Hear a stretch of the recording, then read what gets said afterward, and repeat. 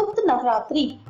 कथा के अनुसार एक समय ऋषि श्रृंगी भक्तजनों को दर्शन दे रहे थे।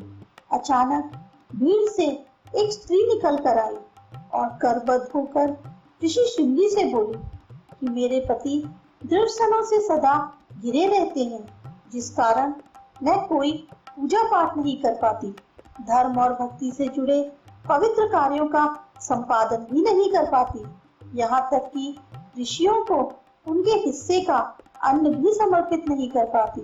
मेरे पति मांसाहारी हैं, जुआरी हैं, लेकिन मैं माँ दुर्गा की सेवा करना चाहती हूँ। उनकी भक्ति साधना से अपने और परिवार के जीवन को सफल बनाना चाहती हूँ। ऋषि श्रृंगी महिला के भक्ति भाव से बहुत प्रभावित हुए।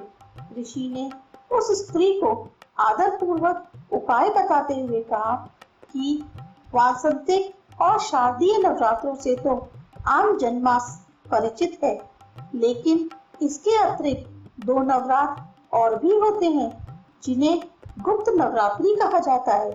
उन्होंने कहा कि प्रकट नवरात्रों में 9 देवियों की उपासना होती है और गुप्त नवरात्रों में 10 महाविद्याओं की साधना की जाती है। इन नवरात्रों की प्रमुख देवी स्वरूप का नाम सर्वैश्वर्यकारिणी देवी है।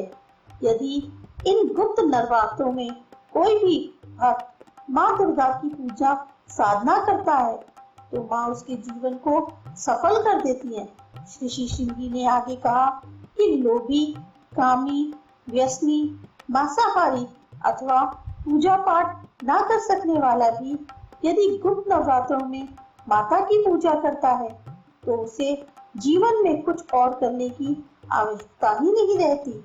उस स्त्री ने ऋषि श्रृंगी के वचनों पर पूर्ण श्रद्धा करते हुए गुप्त नवरात्रि की पूजा की।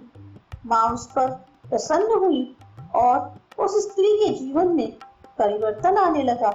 उसके घर में सुख शांति आ गई। पति जो गलत रास्ते पर था, सही मार्ग पर आ गया। गुप्त नवरात्रि की माता की आराधना करने से उनका जीवन पुनः खिल उठा। गुप्त नवरात्रि की प्रमुख देवियां। गुप्त नवरात्रि के दौरान तंत्र साधना के लिए कई साधक माता दुर्गा के इन 10 देवियों की उपासना करते हैं। इन दिनों माँ दुर्गा के निम्न स्वरूपों की आराधना करने से भक्त की हर मनोकामना पूरी होती है। गुप्त नवरात्रि की प्रमुख देवियां इस प्रकार हैं: माँ काली, तारा देवी, त्रिपुर सुंदरी, भुवनेश्वरी, माता छिन्नमस्ता, त्रिपुर भैरवी, माँ धूम्रावती, माता बगलामुखी, माता मातांगी और कमला देवी।